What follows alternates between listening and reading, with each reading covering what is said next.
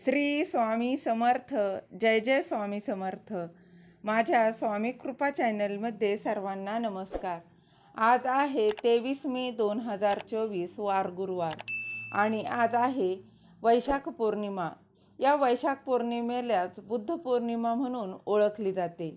हिंदू धर्मात वैशाख पौर्णिमेला विशेष असे महत्त्व आहे. या दिवशी स्नान आणि दान करण्याचं विशेष महत्त्व सांगितलं जातं. वैशाख पौर्णिमेच्या दिवशी भगवान विष्णूंची पूजा आणि उपवास केला जातो. या दिवशी उपवास करून माता लक्ष्मी आणि भगवान विष्णूंची पूजा केली जाते. आणि राशींनुसार आपण या दिवशी काय दान केलं पाहिजे, त्याने काय फायदा होणार आहे हे मी सांगणार आहे.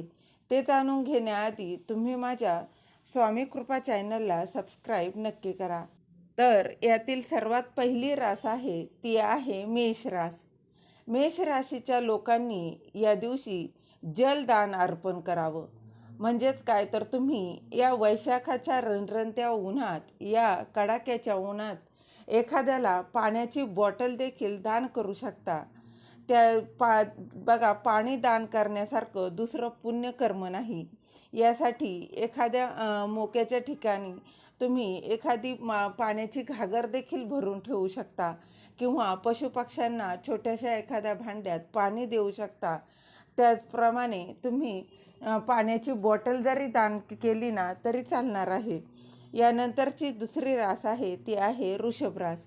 वृषभ राशीच्या लोकांनी येणाऱ्या पावसाच्या दृष्टिकोनातून तुम्ही एखाद्या गरजू व्यक्तीला चप्पल, छत्री, अगदी बूट देखील दान करू शकता. जे तुम्हाला शक्य होईल ते तुम्ही दान करायचं आहे. यानंतरची रास आहे ती आहे मिथुन रास. मिथुन राशीच्या लोकांनी गरीब लोकांना फळे दान करायचे आहे. तुम्ही अगदी आता आंब्याचं सीझन चालू आहे, तुम्ही आंबे देखील दान करू शकता.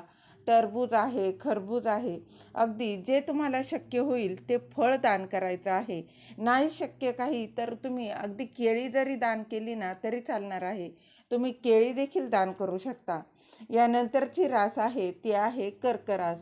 कर्क राशीच्या लोकांनी छत्री दान करायचे आहेत. बघा, तुम्ही छत्री नाही तर जे काही तुम्ही एखादी कॅप जरी दान केली ना तरी चालणार आहे. जेणेकरून त्या व्यक्तीला त्याची सावली भेटणार आहे, त्याचं मन शांत होणार आहे अशी वस्तू. कारण त्याचं उन्हापासून छत्रीने बघा पावसाळ्यात देखील आणि उन्हाळ्यात देखील वापर केला जातो. तर तुम्ही छत्री दान करू शकता. उन्हापासून संरक्षणासाठी तुम्ही एखादी कॅप देखील दान करू शकता. ही दान करायची आहे. या वस्तूचं दान केल्याने भगवान विष्णूंची तुमच्यावर कृपा राहणार आहे. यानंतरची रास आहे ती आहे सिंह रास. सिंह राशीच्या लोकांनी तुम्ही न शिजवलेलं धान्य दान करायचं आहे. जसं की तांदूळ आहे, बाजरी आहे, गहू आहे, डाळी आहेत, अगदी काहीही तुम्हाला जे शक्य होईल ना ते तुम्ही दान करायचं आहे. त्यामुळे तुमच्या ज्या काही मनोकामना आहेत त्या नक्कीच पूर्ण होणार आहे. यानंतरची रास आहे ती आहे कन्या रास. कन्या राशीच्या लोकांनी शालेय वस्तू दान करायच्या आहेत. जसं की वह्या आहेत, पेन्सिली आहेत, काहीही दान करू शकता.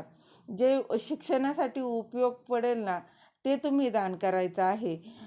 अगदीच त्यासोबतच तुम्ही धान्य देखील दान करू शकता.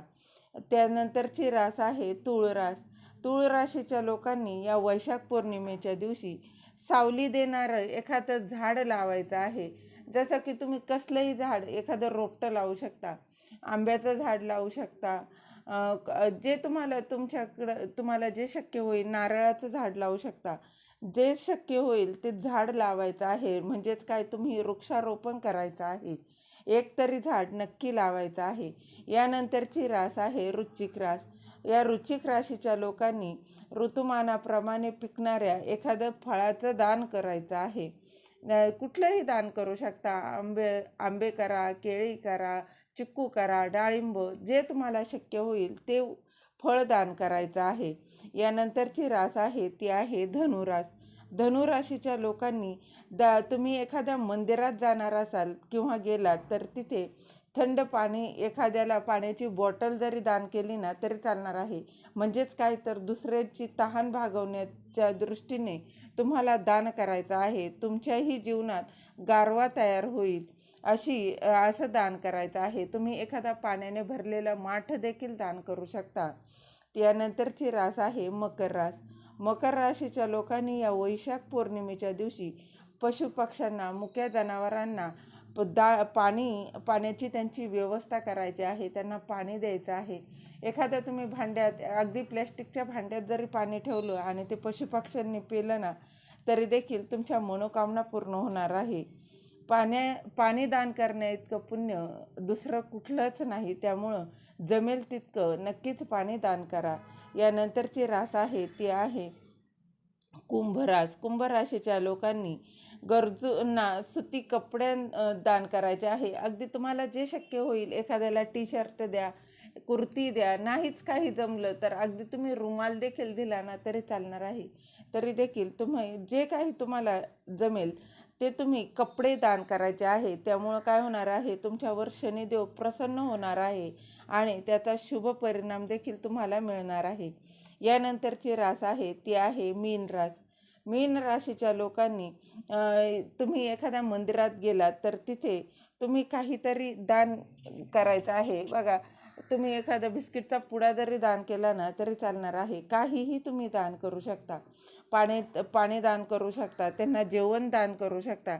जेवणामध्ये तुम्ही बघा, मिठाई जरी दान केली ना तरी चालणार आहे. बिस्किटं द्या, फळं द्या, जे तुम्हाला यथाशक्ती जसं शक्य होईल तेवढं दान करण्याला वैशाख पौर्णिमेला स्नान आणि दानाला विशेष असे महत्त्व आहे. त्यामुळे जितकं जमेल तितकं प्रत्येकानं दान करावं. राशीनुसार तुम्हाला दान करायचंच आहे. त्याचप्रमाणे तुम्हाला यथाशक्ती, यथाभक्ती दुसरंही दान करायची इच्छा असेल तरी देखील तुम्ही आजचा दिवस अत्यंत महत्त्वाचा आहे. तुम्ही नक्कीच दान करू शकता. दान करताना मात्र तर गोष्ट लक्षात घ्या की गोष्टीची, त्या वस्तूची, त्या समोरच्या व्यक्तीला खरंच त्याची तितकी गरज आहे का, आणि मगच तुम्ही दान करा. नाहीतर एखाद्याला ती वस्तू दिली आणि ती उगाचच दिली त्याला, असं करू नका. त्याचा त्याने पूर्ण उपभोग घेतला पाहिजे. झालेली सेवा महाराजांच्या चरणी रुजू करते. दिलेली माहिती तुम्हाला आवडली असेल तर लाईक करा, शेअर करा, सबस्क्राईब करायला अजिबात विसरू नका. श्री स्वामी समर्थ. जय जय स्वामी समर्थ.